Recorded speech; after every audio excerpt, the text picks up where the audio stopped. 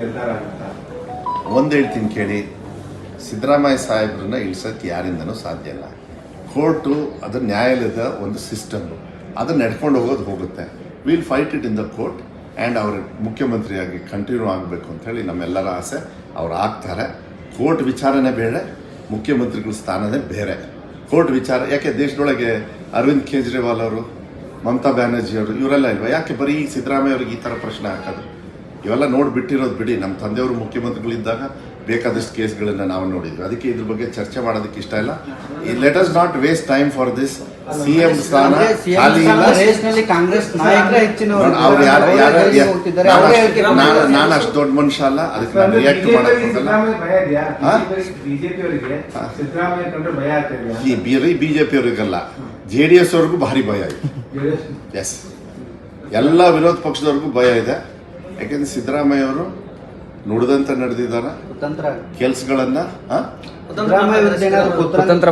ಅದು ಸ್ವಾಭಾವಿಕವಾಗಿ ರಾಜಕಾರಣದೊಳಗೆ ಒಬ್ರು ನಿಲ್ಲಿಸಬೇಕು ಅಂದಾಗ, ಒಳ್ಳೆಯವ್ರು ನಿಲ್ಲಿಸಬೇಕು ಅಂದಾಗ ಕುತಂತ್ರದಿಂದನೇ ಮಾಡಬೇಕು. ಅದ್ರಲ್ಲಿ ನಿಸ್ಸಿಮ್ರು ಯಾರು ಅಂದ್ರೆ ಬಿಜೆಪಿ ಅವರು.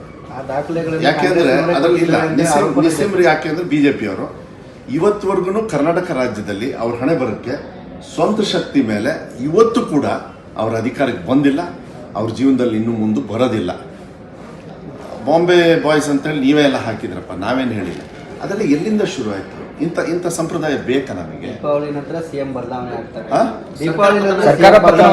ಇನ್ನು 4 ದೀಪಾವಳಿ ಕಾಯ್ಬೇಕು. ಕಾಯ್ಲಿ, ಅಲ್ಲಿವರೆಗೂ ಮನೇಲಿ ಚೆನ್ನಾಗಿ ಹಬ್ಬ ಮಾಡ್ಕೊಂಡು ಇರಕ್ಕೆ ಹೇಳಿ. ಸಿದ್ದರಾಮಯ್ಯ 10 ಜನ ಸಚಿವರಿದ್ದಾರೆ, ಅವ್ರವ್ರು ಇದನ್ನ ಮಾಡ್ತಿದ್ದಾರೆ. ಹೌದ್ರಿ, ಜಗದೀಶ್ ಶೆಟ್ಟರಿಗೆ ಯಾಕಂತಿದ್ದು? ಅವ್ರೇನು ಮುಖ್ಯಮಂತ್ರಿ ಮಾಡ್ತಾರಂತ? ಅವ್ರ ಪಾಡಿಗೆ ಅವ್ರು ನೋಡ್ಕೊಳ್ಳಿ. ಕೆಲಸ ಕೊಟ್ಟಾರೆ, ಸೋತಿದ್ರು, ಇಲ್ಲಿ ಬೆಳಗಾಮಲ್ಲಿ ಅವ್ರನ್ನ ಗೆಲ್ಸಾರೆ. ಒಬ್ಬರು ಆ ಕೆಲಸ ಮಾಡಕ್ಕೆ ಹೇಳ್ರಿ. ಬರಗಾಲದಲ್ಲಿ ದುಡ್ಡು ತರಕ್ಕಾಗ್ಲಿಲ್ಲ ಇವರಿಗೆ. ಇದ್ರ ಬಗ್ಗೆ ಚರ್ಚೆ ಮಾಡ್ತಾರೆ. ಟ್ಯಾಕ್ಸ್ ಕಲೆಕ್ಟ್ ಮಾಡ್ತಾರೆ. ಇವ್ರು ಯಾರು ಹೋಗಿ ಒಂದ್ ದಿವಸ ಮಾತಾಡ್ಯಾರ? ಧ್ವನಿ ಇಲ್ಲದೆ ಇರತಕ್ಕಂಥ ವ್ಯಕ್ತಿಗಳ ಬಗ್ಗೆ ನಾನು ಮಾತಾಡಿ ಏನು ಉಪಯೋಗ? ನೋಡಿ ಅದನ್ನ ಮೊನ್ನೆನೂ ಕೂಡ ಚರ್ಚೆ ಆಯ್ತು ಕ್ಯಾಬಿನೆಟ್ ಅಲ್ಲೂ ಕೂಡ. ಏನು ಈಗ ಮೊನ್ನೆ ಏತ ನೀರಾವರಿ ನಮ್ಮ ಎತ್ತಿನ ಹೊಳೆ ಓಪನ್ ಆಯಿತು. ಅದಾದ್ಮೇಲೆ ಮಹದಾಯಿನೂ ಮುಂದೆ ತಗೊಂಡು ಹೋಗಬೇಕು ಅಂತ ಹೇಳಿ ಕ್ಯಾಬಿನೆಟಲ್ಲೂ ಕೂಡ ಚರ್ಚೆ ಆಗಿದೆ. ಇಡೀ ರಾಜ್ಯದಲ್ಲಿರ್ತಕ್ಕಂಥ ರೈತರಿಗೆ ಸಮಾನತೆಯ ಆದ್ಯತೆಯನ್ನು ಕೊಡೋದು ನಮ್ಮ ಕರ್ತವ್ಯ. ಅದನ್ನು ಮಾಡಬೇಕಾಗುತ್ತೆ. ನಾನು ಕೂಡ ಅದಕ್ಕೆ ಒತ್ತನ್ನು ಕೊಡ್ತಕ್ಕಂಥ ವ್ಯವಸ್ಥೆ ಮಾಡ್ತೀನಿ. ಬರೀ ಇಲ್ಲಿಗೆ ಆಗಬೇಕು ಅಲ್ಲಿಗೆ ಆಗಬೇಕು, ಹಂತ ಹಂತವಾಗಿ ಆಗಬೇಕಾಗುತ್ತೆ. ಮಹದಾಯಿನೂ ಕೂಡ ಆಗ್ತಕ್ಕಂಥದ್ದು ಈ ಕಡೆ ಭಾಗದ ಜನರ ಒಂದು ಒತ್ತು. ಕೇಂದ್ರ ನಾಯಕರು ಯಾರು ಧ್ವನಿ ಎತ್ತಿಲ್ಲ ಸರ್ ಆ ಬಗ್ಗೆ. ಕೇಂದ್ರ ನಾಯಕರು ಯಾರು ಧ್ವನಿ ಎತ್ತಿಲ್ಲ ಮಹದಾಯಿ ವಿಚಾರದಲ್ಲಿ. ಯಾರು ಕೇಂದ್ರ ನಾಯಕರು? ರಾಜ್ಯದಲ್ಲಿ ಕೇಂದ್ರ ಸಚಿವರು ಸರ್. ಹೌದು, ಯಾರು ಯಾವ ಪಕ್ಷದವರು? ಬಿಜೆಪಿ ಅವರು. ಅದಕ್ಕೆ ನಾನು ಹೇಳೋದು 100% ಕಮಿಟ್ಮೆಂಟ್ ಕೊಟ್ಟಿದ್ದಾರೆ. ನಾವು ಮಾಡ್ತೀವಿ. ಆದರೆ ಇದು 2 ಕೈ ಚಪ್ಪಾಳೆ ಹೊಡಿಬೇಕಾಗತ್ತೆ. ಕಲೆಕ್ಟ್ ಮಾಡ್ತಾರಲ್ಲ ಟ್ಯಾಕ್ಸ್, ನಮ್ಮದು ನಿಮ್ಮದು ಎಲ್ಲ ಸೇರಿ ಸೆಂಟ್ರಲ್ ಗೌರ್ಮೆಂಟ್ ಅವರು ಏರೋಪ್ಲೇನ್ ತಗೊಳ್ಳೋದು, ಬುಲೆಟ್ ಟ್ರೈನ್ ಬಿಡೋದು ಎಲ್ಲ ಮಾಡ್ತಾರಲ್ಲ, ಅದನ್ನು ಬದಿಗೆ ಸರಿಸಿ ಇಂಥ ಕೆಲಸ ಮಾಡಬೇಕು. ಅದನ್ನು ಈ ಧ್ವನಿ ಇಲ್ಲದೆ ಇರತಕ್ಕಂಥ ಏನು ಮಂತ್ರಿಗಳಿರ್ಬೋದು, ಇಲ್ಲಾಂದರೆ ಸಂಸದರಿರ್ಬೋದು, ಅಲ್ಲಿ ಹೋಗಿ ಧ್ವನಿ ಹಾಕಬೇಕು.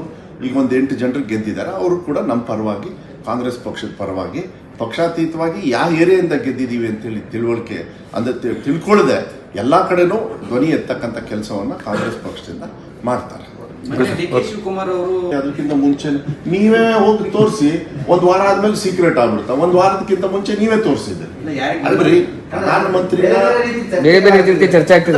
ನಿಮ್ಮ ಒಂದು ನಿಮಿಷ ಶುರು ಮಾಡೋರೆ ನೀವು, ಪ್ರಶ್ನೆ ಕೇಳೋರು ನೀವೇ, ಉತ್ತರಕ್ಕೆ ನಮಗೆ ಸಿಕ್ಸ್ತೀರಿ ಯಾಕೆ? ಅವ್ರು ಆರಾಮಾಗಿ ಹೋಗಿ ಅವ್ರ ಕೆಲಸ ಮಾಡ್ಕೊಂಡ್ಬಂದಾರೆ. ಅದನ್ನು ಹೋಗ್ಬಿಟ್ಟು ಸೀಕ್ರೆಟ್ ಆಗಿ ಪ್ರಧಾನಮಂತ್ರಿನ ಹೋಗಿ ಸೀಕ್ರೆಟ್ ಮಾಡ್ತಕ್ಕಂಥದ್ದು. ಪ್ರಧಾನಮಂತ್ರಿ ಅವರು 2 ತಿಂಗಳಾದ್ರೂ ಯಾರಿಗೂ ಟೈಮ್ ಸಿಗಲ್ಲ. DK ಶಿವಕುಮಾರ್ ಟೈಮ್ ಕೊಟ್ರಲ್ಲ ಅಂತ ಬೇರೆ ಕರ್ನಾಟಕ ರಾಜ್ಯದ ಮಂತ್ರಿಗಳಿಗೆ ಹೆದರ್ತಾರೆ ಇರ್ಬೇಕು. ಮೋಸ್ಟ್ಲಿ ಪ್ರಧಾನಮಂತ್ರಿಗಳು ಹೆದರಿ ಕೊಟ್ಟಿದ್ದಾರೆ. ಇಲ್ಲ ಇವ್ರಿಗೆ ಕೊಡೋದು ಒಳ್ಳೇದು, ಟ್ಯಾಕ್ಸ್ ಕಲೆಕ್ಷನ್ ಜಾಸ್ತಿ ಮಾಡ್ತೀವಿ, ಇವರಿಗೆ ನ್ಯಾಯ ಕೊಡಬೇಕು ಅಂತ ಹೇಳಿ. ಅಲ್ಲ, ಇಂಥ ಸಂದರ್ಭದಲ್ಲಿ ನಮಗೆ ಬರೋ ದುಡ್ಡು ಕೊಟ್ಟರೆ ಇನ್ನೂ ಚೆನ್ನಾಗಿರ್ತದೆ. ಅದು ಕೊಡೋದು ಒಳ್ಳೇದು.